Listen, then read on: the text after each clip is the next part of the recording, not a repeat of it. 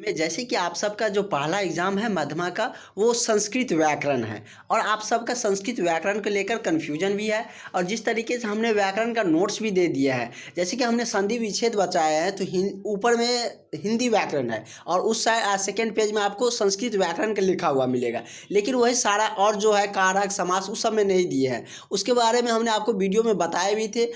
जो संस्कृत व्याकरण वाला क्लास है वो लिए भी थे। जिनके पास क्लास लिए हैं उनके पास तो हम सारा वीडियो भेज दिया है, वो सारे अभ्यर्थी वीडियो देख लीजिएगा। और ये जो नोट्स है ये भी मिल जाएगा। लेकिन हम इस रीजन से नहीं भेजे क्योंकि आप उसको संस्कृत व्याकरण में कन्वर्ट कर सकते हैं हिंदी व्याकरण से। जैसे कि संधि विच्छेद है, तो संधि विच्छेद क्या है, जैसे हम उसमें आपको ग्रीस दिया है तो मान के चलिए जगदीश है, हिंदी में जगदीश रहेगा, इसमें क्या है जगदीश विसर्ग लगा है तो क्या है जगत जोड़ ईस, हिंदी में क्या जो हो जाएगा जगत जोड़ ईस। तो आपको ज़्यादा दिक्कत ना हो इसलिए हमने हिंदी व्याकरण आपके पास भेजे हैं ताकि आप हिंदी व्याकरण से संस्कृत व्याकरण में कन्वर्ट करके आप लिख सकते हैं। कारक पूछेगा, कारक वही होता है, समास दोनों के लिए वही होता है। जो क्वेश्चन आएंगे वो सारा हमने आपको बता रखे हैं किस तरीके से आपको लिखना है। ये हम आज भी बता देते लेकिन हम सोचे थे कि 27 को बताएंगे क्योंकि 28 को आपको ये एग्ज़ाम है। जिस दिन जो एग्ज़ाम रहेगा वो हम आपको उस तरीके से बताते जाएंगे। और साइंस का भी आपको शॉर्ट नोट मिल ही गया है तो आपको अब कोई सब्जेक्ट का ऐसा दिक्कत नहीं रहेंगे। साइंस स्कोरिंग सब्जेक्ट था इसलिए हमने आपको वो सारा नोट्स प्रोवाइड कर दिए हैं। और जो भी अभ्यर्थी अभी तक क्लास नहीं लिए हैं वो सारे अभ्यर्थी इस नंबर पर कांटेक्ट करके क्लास ले सकते हैं। जैसे 7050872996 इस नंबर पर कांटेक्ट करके नंबर हट गया, जैसे 7050872996। इससे क्या होगा कि आपको जो दो दिन बच रहे हैं 3 दिन, उसमें आप सारे सब्जेक्ट रिवाइज कर सकते हैं। इस तरीके से हमने नोट्स दिए हैं आपको। एक सब्जेक्ट में 6 से 7 पेज ही है, 6 से 7 पेज से आप आसानी से रिवाइज कर सकते हैं। कल एग्जाम है तो आज भी रिवाइज करके जा सकते हैं। इस तरीके से हमने आपको नोट्स प्रोवाइड किए हैं, बिल्कुल भी आपको कहीं पर कोई दिक्कत नहीं होंगे। तो इस तरीके से आप संधि विच्छेद को कन्वर्ट कर सकते हैं। और वो हमने आपको जो भी हिंदी में जो संधि विच्छेद थे एग्जाम्पल जो भी दिए हैं आपको संस्कृत व्याकरण वाले में, वो आप उसमें देख लीजिएगा, आपको उसको नोट्स मिल गया है। उसी तरीके से देवालय है। अगर देवालय पूछेगा तो संस्कृत में क्या लगा रहेगा, विसर्ग लगा रहेगा। देख सकते हैं आप विसर्ग लगा हुआ है ना, हिंदी में विसर्ग नहीं रहेगा तो क्या होगा देव जोड़ आलय। उसी तरीके से आप सारा कुछ में देख सकते हैं। जैसे महेंद्र है, मही जोड़ इंद्र विसर्ग लगा है। पुस्तकालय है जो पुस्तक जोड़ आलय विसर्ग लगा देंगे, संस्कृत वाला बन जाएगा। तो संधि विच्छेद में कोई दिक्कत नहीं है, संस्कृत वाला हो चाहे हिंदी वाला हो। हिंदी वाला व्याकरण से आप संधि विच्छेद करिए, उसमें संस्कृत में बना सकते हैं। तो दिक्कत आपको कहाँ आएगी, तो कारक वाला इसके आगे हम देखते हैं। जैसे उपसर्ग प्रत्यय भी हमने आपको बता रखे हैं। उपसर्ग प्रत्यय में तो और वही कुछ नहीं सोचना है, जो पहले रहेगा चाहे संस्कृत व्याकरण हो चाहे हिंदी व्याकरण हो, जो पहले रहेगा वो उपसर्ग हो जाएगा और जो बाद में रहेगा वो प्रत्यय हो जाएगा। संधि मतलब दो चीज़ को जो जोड़ के बनाना रहेगा ना वो संधि होगा। जैसे पर जोड़ उपकारा है तो परोपकारा हो जाएगा, तो ये हो जाएगा इसका परोपकारा हो जाएगा। तो इसका क्या हो जाएगा ऑप्शन नंबर सी होगा, ये नहीं होगा, तीसरा हो जाएगा। तो इस तरीके से यदि संधि कर रहा है तो मतलब जोड़िएगा, विच्छेद कर रहा है संधि विच्छेद करिए तो वाक्य दिया रहेगा उसको तोड़ना रहेगा। उस तरीके से हमने आपको देव शब्द रूप तो बता दिया है क्योंकि वो संस्कृत का ही हिंदी व्याकरण में नहीं था, लेकिन हमने उस व्याकरण वाले में दिए हैं जिसमें कि हमने आपको देव शब्द बताए हैं। और देव शब्द पे कितने सारे रह सकते हैं ये भी हमने आपको बता दिया है। देव शब्द पे आपको यदि बालक शब्द, राम शब्द, गज, सूर्य, अश्व, छात्र, मनुष्य ये सब पूछे जाते हैं तो आप देव शब्द रूप पे उसको बैठाकर लिख सकते हैं। वही लता का हम बात करें तो लता शब्द जैसे पिछले साल बालिका का आया था, इस बार आपको इससे देव शब्द रूप में से किसी एक का पूछा जाएगा। तो देव शब्द रूप आप लोग जितनी बार हो सके रिवाइज कर लीजिएगा। इसके रिवाइज करने का तरीका भी हमने आपको बताए थे, जितनी बार हो सके उसको आप लिखिएगा, 10 बार 12 बार उसको लिखिएगा तो आपको ज़्यादा माइंड में रहेंगे। तो ये लता शब्द रूप हो गया। इसमें क्या कौन कौन से बैठ रहे हैं, सुता, बालिका, अबला, कन्या, विदा, अजा, रमा इत्यादि उकारांत, स्त्रीलिंग ये सब बैठते हैं। तो इस तरीके से आप शब्द रूप जान सकते हैं। शब्द रूप के बाद हो गया कारक वाला पे चलते हैं। उसके बाद समास होगा शायद इस तरीके से। जैसे देवेन है, देव शब्द रूप से ये पूछेगा कौन सा विभक्ति है तो तृतीया है। इस तरीके से वहाँ से आप बना सकते हैं। वो नोट्स पढ़ लीजिए, नोट्स आपके लिए काफ़ी है, सफिशियंट है। इतना सारा नोट्स देखा हम क्या करेंगे संस्कृत व्याकरण में। आप लोग संस्कृत व्याकरण का नोट्स को लेकर चिल्ला रहे थे, उस हिंदी व्याकरण में ही हमने इस तरीके से आपको इंक्लूड करके दे दिया है कि आपको कहीं कोई दिक्कत नहीं आएंगे। उसके बाद हम देख लेते हैं ये लकार शब्द से। आपके पास अब उतना समय नहीं है कि लकार शब्द आप समझ के बना सकते हैं, क्योंकि वो थोड़ा कठिन होते हैं, उसके लिए ज़्यादा पढ़ना पड़ेगा। समास आ गया, तो समास का वो संधि भी, इसमें भी वही आपको जो ऐसा नहीं है कि संस्कृत व्याकरण है तो आप संस्कृत में लिखना उसका परिभाषा शुरू कर दीजिए, हिंदी में ही उसका परिभाषा होगा। सिर्फ यहाँ पर क्या लिखा है, मतलब कि क्या लिखेंगे, अनेक पद नाम एक पदभाव समास, उसको क्या कहते हैं, समास कहते हैं। अनेक पद का जो एक पद का भाव व्यतीत करते हैं उसको क्या कहते हैं, समास कहते हैं। और एग्जाम्पल सब में देख सकते हैं, तत्पुरुष यही है जो हिंदी में था, आपको परिभाषा वही लिखना है। अभी सिर्फ एग्जाम्पल में डिफरेंस आ रहा है। जैसे उसमें राजपुत्र था, इसमें क्या है, राजपुत्र है, विसर्ग लगा है ना, तो क्या लिखेंगे, राज्ञ पुत्र, राज्ञ प्लस राज्ञ पुत्र, मतलब जिसमें क्या होता है कि कोई पद प्रधान होते हैं। तो उस तरीके से हमने आपको समास बता रखे हैं। समास एक बार नहीं दो बार बताए हैं, जो पहले क्लास लिए हैं उसको पता होगा। एक बार हम इस यहाँ से संस्कृत व्याकरण से समास बताए थे, उसके बाद हमने हिंदी, उसमें दिक्कतें आ रही थी तो हमने हिंदी व्याकरण में सारा कुछ एक्सप्लेन करके आपको अच्छे से समझाया है। इस तरीके से सारे समास का भाव आप लोग उस नोट्स से पढ़ सकते हैं। द्विगु समास, द्वंद्व समास, सारा कुछ हमने आपको समझा रखे हैं। हम इसलिए अब आपको ये वीडियो बता रहे हैं क्योंकि आपको कहीं पर कोई दिक्कतें न रहे। कारक शब्द रूप, तो कारक वही है जैसे कि कर्ता ने कर्म को, जैसे कि कर्ता विभक्ति है तो कर्ता का प्रथम विभक्ति क्या होता है, किस तरीके से उसको पहचानिएगा। तो ये हमने कर्ता जो कारक है, कारक रूप भी हमने आपको बता दिए हैं और बहुत ही अच्छे तरीके से समझाए हैं। कारक के 8 भेद होते हैं, 8 भेद हमने आपको बताया, कर्ता, कर्म, करण, संप्रदान, आपादान, संबोधन, अधिकरण, संबोधन, 8 भेद हमने आपको बता रखे हैं। उसका परिभाषा समझा रखे हैं, पहचानने का विभक्ति लिख दिए हैं। जो आपको नोट्स दिए हैं व्याकरण वाला वो आप पढ़िए, ज़रूर आएगा। इसी तरीके से आपको लिखना है, कैसे कन्वर्ट करना है ये भी हमने आपको बता दिए। संस्कृत साहित्य कल हम आपको बताएंगे किस तरीके से उसका लिखना है, आपको कोई दिक्कत नहीं आएंगे, वो हम आपको सारा कुछ एक्सप्लेन करके सारा कुछ हम आपको बताते रहेंगे।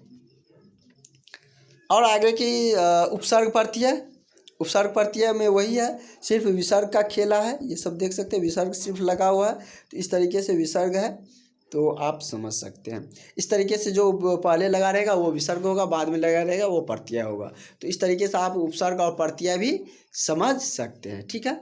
और इसमें भी कोई दिक्कत आपको नहीं होना चाहिए। इसमें सिर्फ क्या विसर्ग का डिफरेंस होता है, जो हिंदी वाले में हमने आपको बताया है। उपसर्ग क्या होता है, जो पहले लगता है, किसी शब्द के पहले वाला जो होंगे, जैसे शब्द बन रहे होते हैं वो क्या होता है, उपसर्ग बनता है। मतलब शब्द को 2 पार्ट में तोड़िए, जो पहले आया वो उपसर्ग हुआ, जो बाद में आया वो प्रत्यय होता है, ठीक है। और संस्कृत व्याकरण वाला है तो उसमें विसर्ग लगा रहेगा शब्द में, और हिंदी व्याकरण वाला है तो विसर्ग नहीं लगा रहेगा। बस इतनी सी डिफरेंस है, ठीक है। कोई दिक्कत आपको नहीं है। जैसे ये है कि पर उपसर्ग से क्या शब्द नहीं बनेगा, तो पर से प्रभाव बनेगा, प्रदेश भी बनेगा, प्रश्न भी बनेगा। इसका मतलब कि हम बात करें तो प्रभाव, इसका क्या नहीं बनेंगे वो आपसे पूछे जा रहे हैं। ये नहीं पूछ रहा है कि क्या बनेंगे, पूछ रहे हैं कि क्या नहीं बनेंगे। तो इसका क्या नहीं बनेगा, प्रश्न इससे नहीं बनने वाला है, पर उपसर्ग से नहीं बनेंगे। मतलब जो पहले आता है उसको पर कहते हैं, जो बाद में लगता है उसको प्रत्यय कहते हैं। प्रत्यय यहाँ पर दिया है, प्रत्यय का हमने आपको सारा कुछ बता भी रखे हैं। अब आपको कहीं कोई दिक्कत नहीं होनी चाहिए। कुछ आपको संस्कृत में वे जो आ जाते हैं संस्कृत व्याकरण में, जैसे कि हम बात करें लकार से या रचनाकार से भी आ जाते हैं, तो उसका आप यहाँ पर ये समरी देख सकते हैं। कुछ नहीं है, जैसे पाटलिपुत्र वैभव का है तो ये निबंध है, जो कि क्या कुछ इसमें दिया गया है वो सारा कुछ यहाँ पर दिया गया है। इसको लेकर आप लोग मंगलम जैसे है तो मंगलम ईश्वर, ये क्या कुछ है, कहाँ से लिया गया है, ये यहाँ पर आपको नाटक वाला भाग है वो भी दिया गया है।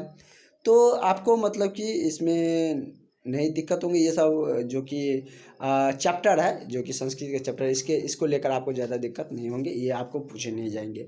और कुछ क्वेश्चन एक्स्ट्रा आते हैं व्याकरण में, तो लेकिन हम आपको इतना बता दिए कि आप 60-65 नंबर इससे ला सकते हैं। जो एक्स्ट्रा आते हैं वो भी हम आपको बताएंगे।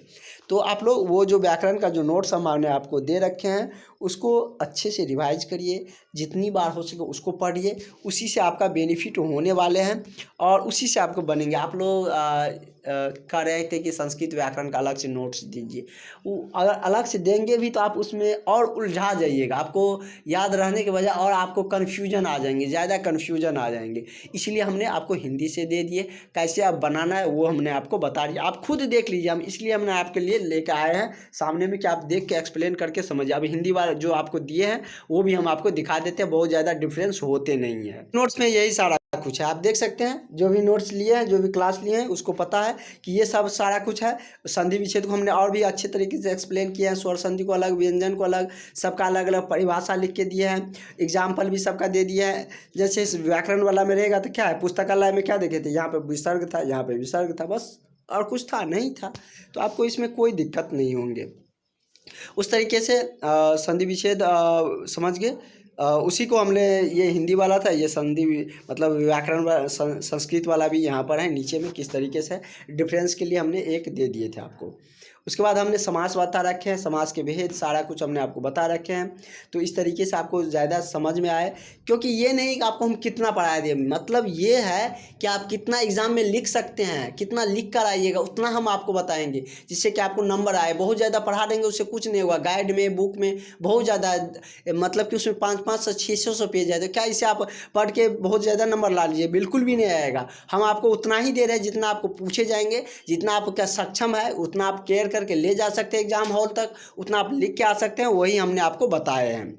तो इस तरीके से हमने सारा कुछ संज्ञा भी बता रखे हैं, संज्ञा के भेद भी बता दिए हैं, और संज्ञा सर्वनाम इस बार आप लोग कंठस्थ हो के जाइएगा, ये दोनों में से एक आपको पूछे जाएंगे। ज़्यादातर सर्वनाम पर, संज्ञा पर आप लोग ज़्यादा फोकस कर लीजिएगा। सर्वनाम भी आसान है, सर्वनाम भी पूछे जाएंगे, और जो आपके माइंड में रहेंगे ना वो आपको लिखना है, कॉपी बिल्कुल भी नहीं छोड़ना है। ये सब हम आपको बताएंगे भी, और जो ट्रिक है कोई नंबर लाने के वो सारा कुछ बताएंगे। जिसका जो एग्ज़ाम रहेंगे उसके पहले हम लोग शाम में आपको सारा कुछ बता देंगे। कारक का सारा कुछ, विभक्ति चिन्ह, परिभाषा सारा कुछ हमने आपको बता रखे हैं। ये देव शब्द रूप जो है वो संस्कृत व्याकरण का भी है, ये भी हमने आपको बता रखे हैं। लता शब्द अभी ही हमने आपको एक्सप्लेन करके बताए, और कुछ ऐसे थे जो हमने आपको क्लास में नहीं करवा पाए, व्याकरण में भी ये सब तो करवा दिए हैं, क्योंकि आपके नोट्स के तैयार करने में ये सब नहीं हो पाया। तो जैसे स्त्रीलिंग पुल्लिंग भी हमने करवा लिए हैं, ज़्यादातर तो करवा ही दिए हैं, विलोम भी करवा ही दिए हैं। पर्यायवाची नहीं करवा पाए थे। पर्यायवाची मतलब जैसे अश्व घोड़ा है तो उसका कितने नाम होते हैं, जैसे आप ही का घर में बहुत सारे नाम होते हैं, किसी के कोई प्रिय होता है, आपके पापा कोई नाम से बुलाते हैं, आपका मम्मी कोई नाम से, आपके नानी गांव में कोई नाम से बुलाते हैं, किसी का निकनेम होता है, बहुत सारे होते हैं। उसी तरीके से सबका अलग अलग जो नाम होता है, जो उसकी को पर्यायवाची बोलते हैं। जैसे अश्व को घोटक भी बोलते हैं, घोड़ा भी बोलते हैं, हाय भी बोलते हैं। उसी तरीके से अनाथ है तो अनाथ को बेसहारा, यतीम, निराश्रित भी बोलते हैं, अनाज को यश भी बोलते हैं, अग्नि को पावक बोलते हैं। इस तरीके से अमृत को पीयूष, सुधा, अमीय, सोम, इस तरीके से उसका नाम होता है।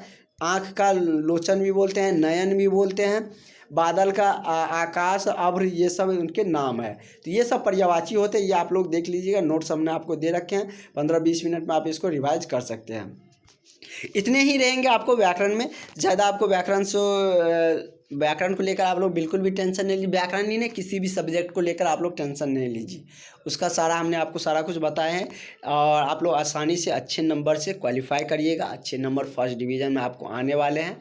आपने हमसे ट्रस्ट किया, उसके लिए आप लोगों को थैंक्स भी, और आपका नंबर भी बहुत अच्छे आएंगे। आप लास्ट में हमें थैंक्स बोल कर जाइएगा जब आपका रिजल्ट आएंगे तो। और जो अभी तक क्लास नहीं लिए हैं वो सारे अभ्यर्थी, अभी भी आपके पास मौका है, ये सारे नोट्स रिवाइज कर सकते हैं। बहुत ज़्यादा पेज का वो नोट्स है भी नहीं, तो सिर्फ व्याकरण में थोड़ा बड़ा था, क्योंकि दोनों व्याकरण को इंक्लूड किए थे।